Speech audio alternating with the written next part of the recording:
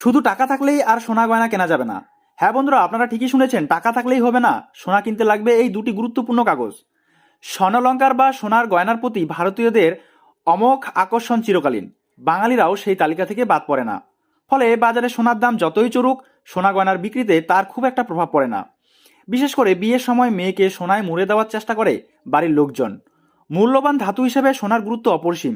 তাছাড়া জরুরি প্রয়োজনে কাছে থাকা সোনার গয়না বিক্রি করে পরিস্থিতি সামলানো যায়। কারণ অন্যান্য জিনিস পুরনো হলে তার দাম কমে যায়, কিন্তু সোনা এমনই একটি ধাতু যা পুরনো হলেও দাম কমে না। উল্টে বাজার দরের উপর ভিত্তি করে আপনি বেশি দাম পেতে পারেন। কিন্তু এই সোনার গয়না কেনার ক্ষেত্রে নিয়ম কানুন আমূল বদলে গিয়েছে। এখন আপনার কাছে টাকা থাকলেও আর দোকানে গিয়ে চটজলদি সোনার গয়না কিনতে পারবেন না। তার জন্য মানতে হবে কতগুলি গুরুত্বপূর্ণ নিয়ম। আয়কর বিভাগ এই নিয়মগুলি চালু করেছে। তা যদি না মানেন তবে বিপুল অঙ্কের জরিমানার মুখে পড়তে পারেন। সেই সঙ্গে পেতে হবে ইনকাম ট্যাক্স ডিপার্টমেন্টের নোটিশ। ফলে সোনা গয়না কেনার আগে এই নিয়মগুলি ভালো করে জেনে নিন। সোনার গয়না কেনার ক্ষেত্রে প্যান কার্ড ও আধার কার্ডের তথ্য দেওয়া এক প্রকার বাধ্যতামূলক হয়ে উঠেছে। Prevention of money laundering act 2002 অনুযায়ী বর্তমানে সরাসরি নগদ টাকা দিয়েই সোনার গয়না কিনতে হয়।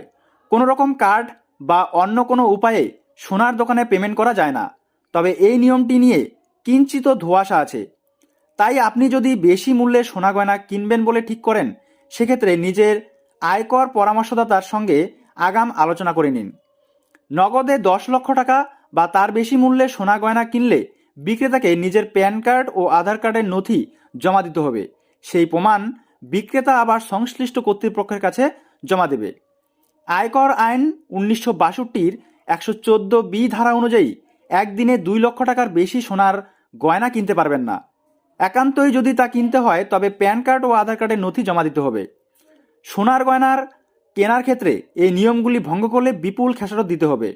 আয়কর বিভাগের 271D ধারা অনুযায়ী যত টাকা মূল্যে সোনা গয়না কিনবেন, সমমূল্যের অর্থ জরিমানা হিসেবে আপনার কাছ থেকে আদায় করা হবে। তো বন্ধুরা, সোনা কেনার ক্ষেত্রে এই কয়েকটি গুরুত্বপূর্ণ বিষয় নতুন করে পরিবর্তন করা হয়েছে।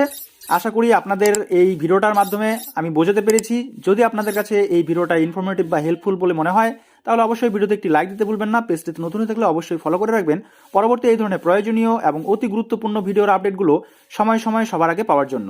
তাহলে বন্ধুরা, আজকে এই পর্যন্তই। দেখা হচ্ছে পরবর্তী নেক্সট ভিডিওতে নেক্সট টপিক নিয়ে।